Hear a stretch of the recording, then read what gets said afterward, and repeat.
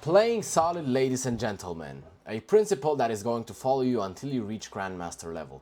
Very, very important. I want you to develop all of your pieces, castle your king to safety, and most importantly, not blundering your pieces. That is the most important aspect of this principle that I'm talking about. So just develop all of your pieces on good squares. Look to castle your king to safety most of the time. But when you have a really powerful attack or your opponent played a bad opening, you can delay castling in order to create other ideas or attack your opponent depending on what your plans are. So here you can see our opponent is trying to form some sort of attack on us, okay? First I'm going to start by takes.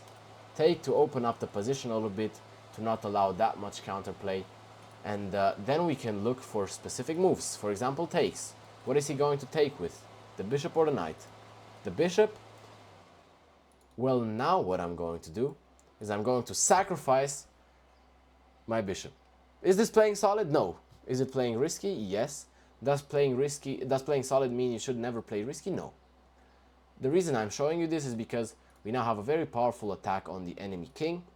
We can go here. We have a few different ideas that we can execute, and our opponent is already struggling with their king's safety. Is this playing solid? Yes, it is, because we are attacking this, we are attacking checkmate, and our opponent is already on the verge of checkmate. What is our opponent going to do? Is there even a way to protect this? I don't really care, I haven't calculated this. But playing solid, you see? Playing solid, really develop all your pieces in the opening. The opponent has not done such a good job at developing. They are not playing solid. They don't bring the king to safety first. They don't develop all of their pieces on good squares. And all of a sudden their king safety is lacking. We have a brilliant bishop sacrifice. And we are on the verge of checkmate. This is what I'm talking to you about. The position is going to crumble apart quite quickly when you realize that playing solid is very important. Now, other opponents are going to do a better job. And I'm not talking about, after all, it was a 1700 rated opponent on chess.com. And 1700 is not that low of a rating. It's an intermediate rating that many people boast about and that many people work hard to get to. So I'm just talking about, okay, we castle our king to safety, we keep pieces that we deem to be very important on the board, and we trade other pieces that we don't really want on the board. It isn't really that difficult to play solidly. We could force a pin here, but he's just going to castle and get out of the way of the pin. But the difference is we are going to be able to ruin the pawn structure. Ruining the pawn structure is also a very important factor. Now, we are going to not allow anything to come in here and ruin our pawn structure. What are we going to do if they go rook to b8? We are going to push. What are we going to do here if they try to fix the pawn structure? Not allow it. First, do the trade in order to not lose anything. And if they go for something like this, they're completely losing. So instead, what we are going to do is we're just going to keep everything protected. Very important. And now we're going to jump in here. We're already looking for a fork. We have a very powerful square in the center. And after that, we have a few different other ideas. They try to trade this pawn, which is a very good move. But we still have this fork that our opponent did not care about and that they didn't do anything about. And now we are already on the verge of winning the game because we have played solidly, we have improved all of our pieces, and most importantly, again, we have not blundered anything. That is very, very important. Do not blunder any tactics. Be on the lookout of what your opponent is trying to do. Do not allow any counterplay, and you're going to be quite fine. And now, the position is getting a little bit scary, okay? And I'm not talking about that it is very dangerous, but you can easily go wrong here by allowing too much. So we have to think about what is going to be our next step. So I think that bringing this back is way, way better than any other move, simply because we are going to be able to, first of all, give protection to this. Second of all, we are going to be able to go here in the future and allow or disallow a trade. And third of all, we can play this right here. If the knight jumps in here, trying to checkmate us or whatever, we are going to have different ways to defend against this. Now, he could have jumped in here trying to threaten checkmate, but I would have kicked him out right away. And since we have an advantage, I'm just going to look for a queen trade. When the queens are off the board, where is the danger going to be anymore, right? That is very, very important to remember. Here,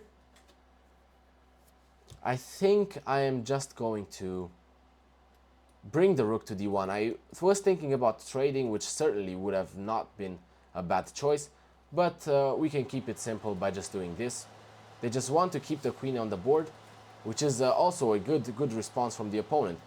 Definitely one of the better options for him. But nonetheless, we are going to be able to kick him out now. He doesn't have a good square to jump into, which causes that much danger for us. We can now try to trade the bishop quite soon. And we are also looking for this pin right here.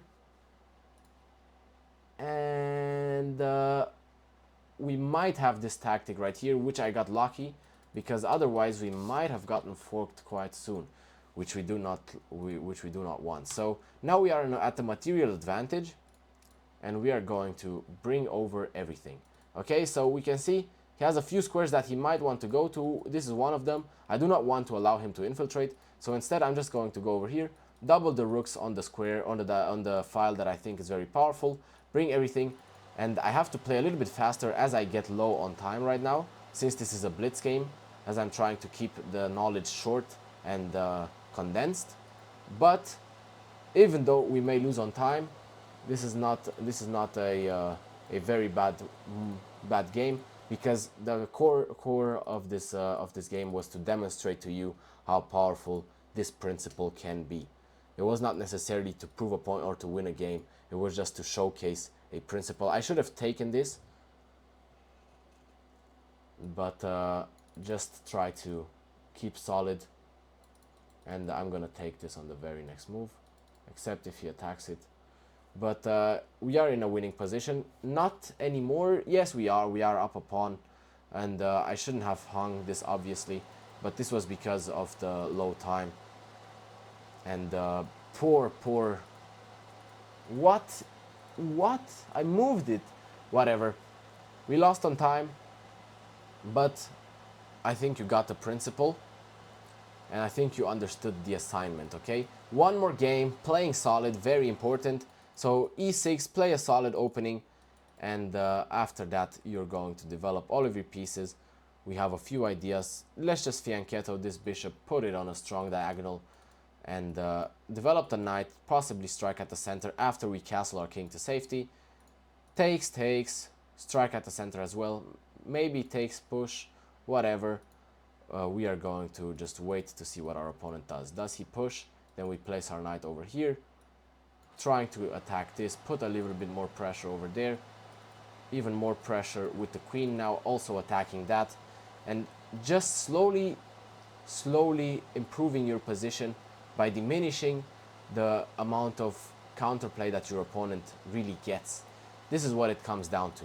Now, I think that f6 is not that bad of a move. Usually f6, not the best of pawn breaks, but I think in this position, it can actually benefit us in a few ways. Now, takes, we have over here a lot of pressure going on, but first let's defend everything as we've talked, and hopefully you're going to remember this. Keep everything defended, one of the most important aspects. Now he goes here. I want to centralize my king a little bit. My king is now active, the knight cannot come in here, and a few different moves here might be quite important. Let's just take here, as I don't think this is very, very powerful.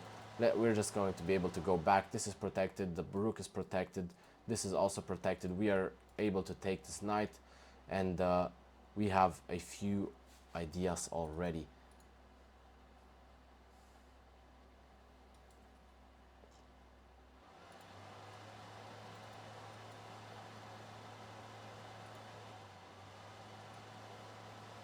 Now let's go on the open file and maybe look for a trade later on. Now the opponent went here. They have maybe a few ideas, but I don't really see what it does. Except this check, I don't think they do have any dangerous ideas, so let's just do that. We're just going to trade and trade and trade since we are up material, as we have talked, and I'm saying this for the 50th time this game alone. So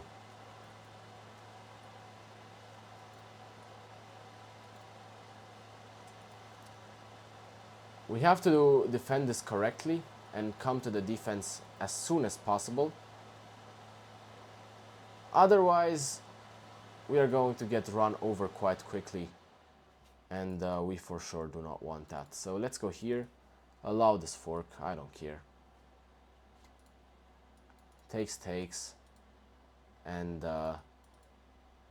then diminish all of his attacking chances. I'm also going to go here now, which